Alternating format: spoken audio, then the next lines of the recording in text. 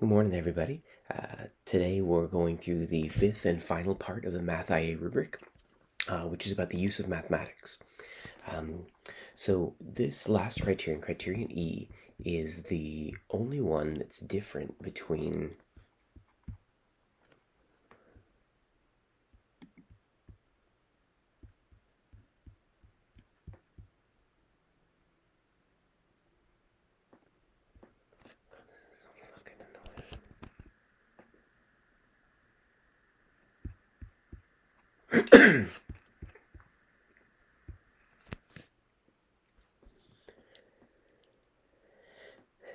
In today's lesson, we're going to be talking about the fifth and final part of the Math IA rubric. This fifth part is Criterion E, which is about the use of mathematics. So we're going to go ahead and get into it. My PowerPoint's been giving me a little bit of trouble this morning, so we're going to see what we can do. This last part is it's the largest part of the rubric. It is 6 of the 20 total points. And it's the only part of the rubric that's different between higher level and standard level. So what I'm planning to do in this video is I'm planning to go through and talk about the standard level first, and then at the end I'll talk about how it's different for higher level. It's still exactly the same between A and I and A and A. So it doesn't matter which of the two strands you're in, which of the two pathways you're in, it's just about SL versus HL. So again, what I'm about to show you here is SL. And I'm not showing achievement level 0 because there's 6 levels and it's just 0 is always like, hey, you didn't pull off this stuff. So I was trying to shorten the slides. So 1 point, some relevant math is used. 2 points, some relevant math is used and limited understanding is demonstrated. For 3 points, relevant mathematics commensurate with the level of the course is used. And then some limited understanding is demonstrated. There's a lot of vocabulary that's in here. So we'll be getting into all that vocabulary and talking about what this means in the slides that are coming up. For 4 points, relevant mathematics, commensurate with the level of the course is used. The mathematics explored is partially correct, and are bringing in correctness, and then some knowledge and understanding are demonstrated. Lots of places in this video I'm going to be shortening things just to make things fit onto the slides. For 5 points, relevant mathematics commensurate with the level of the course is used. The mathematics explored is mostly correct, and good knowledge and understanding are demonstrated. And for the 6th and final highest level, relevant mathematics commensurate with the level of the course is used. The mathematics explored is correct, and thorough knowledge and understanding are demonstrated. So the first thing I want to do is kind of dig into the words relevant and commensurate, or commensurate with the level of the course. So I think that these are sort of two of the main terms that come up a lot in this criterion. So first of all, relevant refers to math that supports the development of the aim. So if your aim is to talk about, like let's say that your aim is to talk about, like the probability used in some video game, only math that goes toward the probability that you're using to figure out the stuff in this video game is work that supports the development of the aim. So if you've got an aim that could be answered with really simple math and you decide to use some super overly complicated math, that's not relevant math. And if you've got math that's unnecessary, that's not really involved in meeting your aim, it's not really relevant. So remember that your goal is to reach for your aim. And so the math that we're looking at is the math that's relevant to that aim. When we talk about math that's commensurate with the level of the course, it means that the exploration is not completely based on math that's in the prior learning of the math syllabus. You all might not be aware of this, but when you look at the IB Math syllabus, there's a section that says prior learning, which is like, this is all stuff that you should probably know before you come into an IB Math class. Regardless of whether or not our classes reviewed that or covered that or talked about that, if your IA is all about stuff that's in prior learning, then it's not commensurate with the level of the course. I will put a link to those topics at some point in the description of this video so that you can check that out. By the way, if you're unsure about that and you want to ask about that, you can also totally ask me or ask your math teacher about sort of commensurate with the level of the course. Those ideas above came directly from the IB Math guides.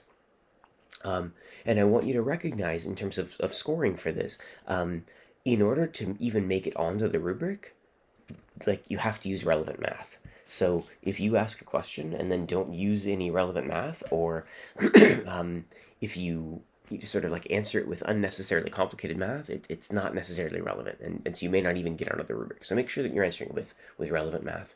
The second thing, commensurate. Oh, sorry.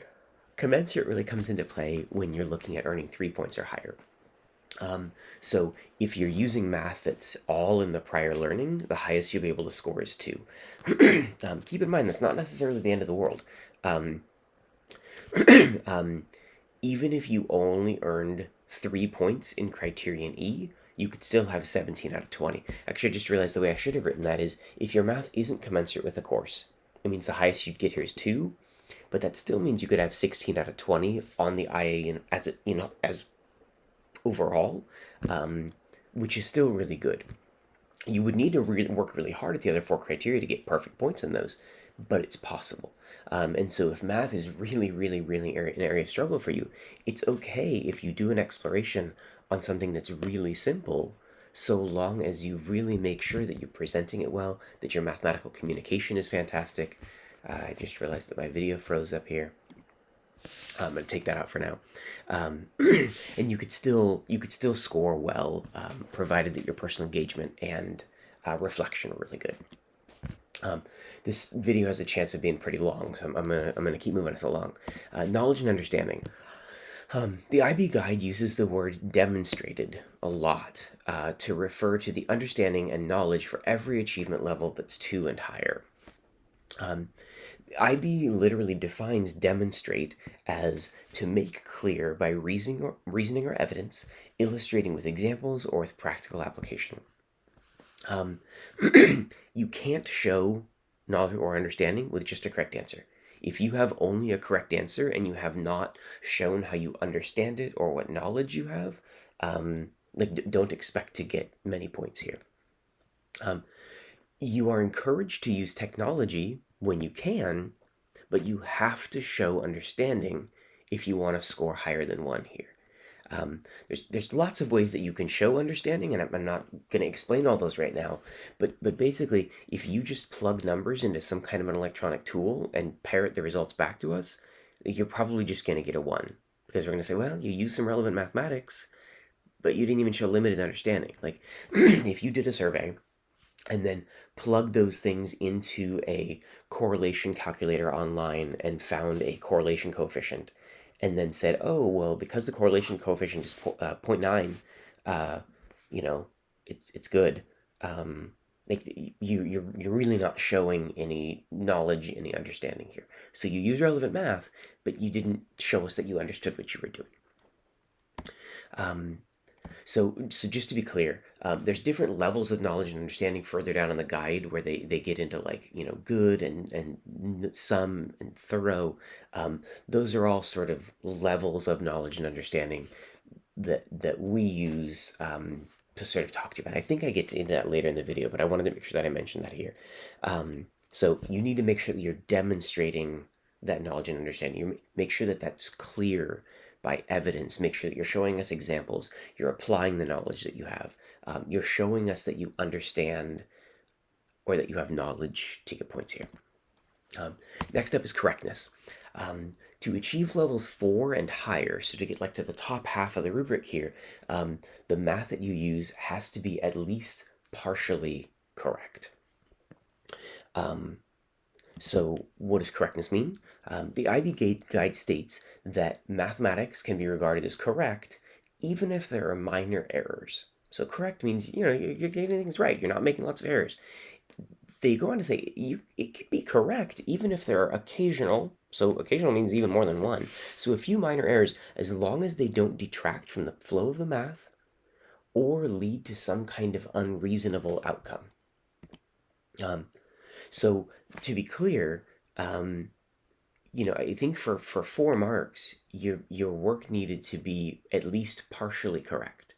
And so that means that as long as some part of your work has correct mathematics, which means it doesn't detract from flow of mathematics, like it's okay if there's a couple of errors as long as we can still understand it, it's not leading to unreasonable things, you could get 4 marks here. assuming that your work is commensurate with the level of the course, and you demonstrate some knowledge and understanding. So again, your work doesn't need to be perfect, but I really, really love that the rubric here includes the phrase or lead to an unreasonable outcome. So if you make a mistake and it leads to something that's totally unreasonable, and then you don't reflect on what you did and realize that it was unreasonable, like if you're doing a probability problem, you get like, oh, the probability of this happening is 1.4. See, probability can't be higher than 1. One of the things that you're supposed to be doing in your exploration for personal engagement purposes is you're supposed to be finding ways to check your work as you're going along. And so making sure that your conclusions make sense in the context of their exploration, I just realized that's a sentence fragment, oops. Making sure that you're checking like, hey, does this answer make sense in what I'm doing? That should all be part of your exploration. If you're doing that, in other words, if you're trying to be personally engaging, you're probably going to catch mathematical errors, which would lead to an unreasonable outcome, which means you're probably not going to make as many mistakes, which means you're likely to score higher here. So these criteria all sort of really link to one another, and then that's good. So I said I was going to talk about this earlier. The higher parts of the rubric get into like some knowledge and understanding versus good knowledge and understanding versus thorough knowledge and understanding. And I wanted to try and talk about these. The guide states that for your knowledge and understanding to be thorough, you have to demonstrate it throughout your exploration. And that means that you can't just do it at the end. You can't just do it at the beginning or in the middle. You can't have a knowledge and understanding section. This means that you should be finding ways to build that demonstration of how you know and understand what you're doing, what you're talking about, throughout the narrative of your writing. This should be something that flows throughout it. I honestly don't have a whole lot to say about how to determine the difference between some and good. I'll admit it's a little bit subjective. It's hard to tell where to draw the line between those two levels, and it's really up to the grader. Like I think it's clear to see that limited is different from some versus good, which is different from thorough. Those two middle ones, it's tough, but if you're trying to figure out whether you're at level 4 or level 5, you're in a good place. I wouldn't worry too much about it. At this point, we're sort of at the end of the SL part of the lesson. We sort of understand the SL rubric. The next slide here really tries to compare the SL rubric to the HL rubric. And I really should have done these things as like things that weren't individually animated. So it may take me a minute to sort of click through all of these things here. Especially given that my PowerPoint is arguing with me today. I'm kind of glad that I don't have my face up on the video right here, because it would totally be over a part of of this thing. So what you see on the screen right now is on the left-hand side is the SL rubric, and on the right-hand side is the HL rubric. And something that I wanted to point out, like those of you that are here to learn about the HL side of this, I used color to sort of show where the two rubrics are really aligned with one another. And so if I use my like laser pointer thing here, you can see here that for 2 points in the SL rubric, it says some relevant math is used, limited understanding is demonstrated. Those exact same words are used for 1 point on the HL rubric. So, you know, to be clear, in the IB guides, they say that like SL and HL are exactly the same grading for criteria A, B, C, and D. So it's not like, ooh, well, it's HL, you need to have more personal engagement. It's literally the exact same. So if you submitted an IA that earned 2 points, let's say you got like 13 points on A, B, C, and D, and then you got 2 points in this one as SL, you'd have 15 points total. So HL, if you submitted that same IA, you would get 14 points, 1 point lower, because HL is supposed to be a little bit more sophisticated mathematically. So I hope that made sense. First 4 criteria exactly the same. Criterion E, the one we're talking about right here, is the only place where it's different between the two of them. And even then, there are places where these two things link to one another, right? So similarly, for 4 points in the SL rubric, you needed relevant mathematics that was commensurate with the level of the course, WTLOC. There should have been another T in there, but I needed it to be shorter. Whatever, forgive me. Um, the math explored is partially correct. Some knowledge and understanding are demonstrated. If you look at what we're saying right over here for 2 points for HL, some relevant math is used. The math explored is partially correct. Some knowledge and understanding are demonstrated. Like 4 points on the SL rubric is basically the same thing as 2 points on the HL rubric. And then finally, for 6 points in SL, relevant mathematics commensurate with the level of the course. The math explored is correct. Thorough knowledge and understanding are demonstrated. Those same things are basically said over here in 4. So if you have a perfect 6-point SL math IA, you should expect it to basically earn 4 points over here as an HL IA. And that means that a perfect 20-point SL IA would earn 18 points in HL. I'm going to talk about that later. But part of what I want to say here is all the stuff that I'm going to be doing in the second half of this video is basically about levels 5 and 6. So honestly, if you're doing Math HL and you are not planning on writing like a really super high level Math IA, everything I've said before is basically enough for you to know about it, because all of the words that are in 1, 2, 3, and 4 are stuff I already talked about in the SL part of the video. So really the rest of this video is about levels 5 and 6. If you're doing an HLIA, I'd still recommend you listen to the rest of it. It's good to know about, but it's really only going to come into play when we're talking about levels 5 and 6. So I'm about to talk about what's different in HL, but I think the thing I want you to pick up is for level 5 in Math HL, you have to have math commensurate with the level of the course. The math has to be correct, and it has to demonstrate either sophistication or rigor. I'll talk about those two words in a minute. And then thorough knowledge and understanding have to be demonstrated. For 6 points, you have to have sophistication and rigor, and your knowledge and understanding has to be thorough, has to be throughout the exploration.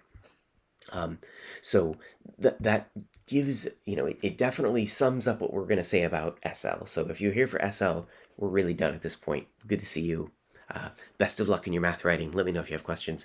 Those of you who want to know about HL, we're sticking around a little bit longer. So what's specifically different in HL? I've kind of already mentioned these, so I'm going to move through it quickly. The differences that we spot are the words precise, the word sophistication, and the word rigor. I don't think I talked about the word precise. Precise comes up in level 6. So precise, level 6. Jumping back to here. We're going to go through those words and explain how to get the highest levels of achievement. I already mentioned getting 20 out of 20 on an SL would be 18 out of 20 in HL, the exact same IA. So we're going to talk about levels 5 and 6. I already mentioned that. I was clearly just really excited to talk about this, and I think I wanted to talk about it while those assessment criteria were up on the screen. So what does sophistication mean? Sophistication is basically a word that's used to describe mathematical complexity. So if you want to get into levels 5 or 6, you probably need sophistication. The guide states that to be sophisticated, it either has to be in the HL syllabus. In other words, it's something that's only taught in the final HL course and not one of the earlier courses. Or if you picked something that was an SL topic, something that you learned in one of the earlier courses, it needs to be used in a way that's complex. It has to be beyond what would be expected of an SL student. So if you're like, I really like this thing we did in the SL class. I really liked learning about like logarithms. Okay, it's like logarithms is definitely an SL topic. Like for A and A, you need to go beyond what would be expected of an SL student. Some ways of showing sophistication are showing a really deep understanding and ability to use challenging mathematical concepts. Another could be looking at a problem from a variety of different perspectives, so trying to approach it in multiple different ways. And that gets a little bit into personal engagement, but it can also be evidence of sophistication. It could also be you seeing underlying structures that link together different areas of mathematics, like seeing connections between things that are not obvious and then showing and describing those things. There are also other ways to show sophistication, but I wanted to mention the ones that were least mentioned in the IB guide. The next part, I want to talk about rigor and precision. These are both defined really quickly in the IB guide. So I'll get into them really, really briefly here. Directly from the IB guide, they say that rigor involves clarity of logic and language when making arguments and calculations, and that any mathematical claims that are relevant to how your exploration is developed, you have to justify them or prove them. If you've been in my Mr. Phelps's math class, at some point you may have referred to me, you might have heard me saying like hand waving, or yeah, I mean, like, we could probably prove this, but like I'm not really proving it very well right here, or saying like, this seems to work, we haven't really proven it. If you're demonstrating rigor, which you need to do for levels 5 or 6, you have to have really clear logic and language. The claims that you make have to be clearly justified or proven using clear mathematics. So you can't kind of do like, well, I didn't really prove it, but it worked for these 5 examples. This seems to be pretty good. I tried a variety of things. I used a computer program. Like, you need to come up with some really, really solid, strong arguments, and your writing has to be clear about it. So that's rigor. That's you need that for levels 5 or 6. Precise mathematics, which is only needed for level 6. So for level 6, you have to be both rigorous. You have to have rigorous mathematics and sophisticated mathematics. In addition to that, your math has to be precise. Precise mathematics is error-free, which means you do not have errors in your paper. You could probably have like one small thing. It really needs to be error-free, and it needs to use an appropriate level of accuracy at all times. So your accuracy, which means significant figures, should be appropriate. It should be consistent. So it doesn't need to be the same throughout your whole paper, but it means any time that it's different from something else, it needs to be appropriate for the thing, and you need to explain or justify it throughout your exploration. I don't know why there's a period and then of logic at the end. Okay. Oops. Oh well, typo. Very last thing that I want to talk about in this video, and I feel bad that my video of me hasn't been here the whole time. Oh well, I hope you've made it this far. I want to offer an overachiever warning, and I don't want to discourage. Oh, whoops! I don't want to discourage anyone here. So my aim here is not to be discouraging, but I want to say this: please don't aim for levels 5 and 6 in this unless math is really your thing and you're planning on spending significant time on your math exploration. Far too often, I find that students try to aim too high on their math explorations. They try to be really impressive about what they're doing, but they don't have much math writing experience or math justification experience, and they're not interested in spending time developing that. So it's okay if you haven't done a lot of this before, if you're up for spending a lot of time and energy on it. If you're like, no, I really want to get into math research, this is a thing I want to do, okay. But students will try and attempt an aim that's really high, hoping that they're going to score 20 out of 20 on this one, aiming to get a 5 or 6 points on Criterion E.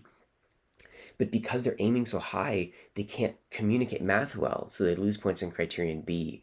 And they're trying to use diagrams that are too complicated, so their presentation falls short in Part A, and they're not, they're not being concise, or they're not communicating well, or they end up not being able to really reflect well because they don't understand what's happening. So again, I don't want to be discouraging, but like I feel like levels 5 and 6 should kind of be an afterthought. If you're going through this and you are just rocking everything and everything is making perfect sense and it's going great, and there's a way to add a little more complexity and some sophistication, you can go back through and add that in later. If your math is really simple, you won't be able to. But honestly, even without this, if you can be perfect on everything else, you're looking at 18 points out of 20. And so I don't want you to feel like you have to have this be this super impressive, complicated work of mathematics. This is just as much about writing mathematics appropriately. It doesn't have to be super complicated. So please don't feel discouraged when I say that, but know that I want you to be reasonable and I want you to be balanced as you do this. So I hope that all made sense. Please know that I'm smiling really big at all of you guys on the other side of the camera that's not picking up my face right now because it froze. Oh no. But as always, if you got questions about this, please let me know. And I wish you the best of luck. I'll see you soon.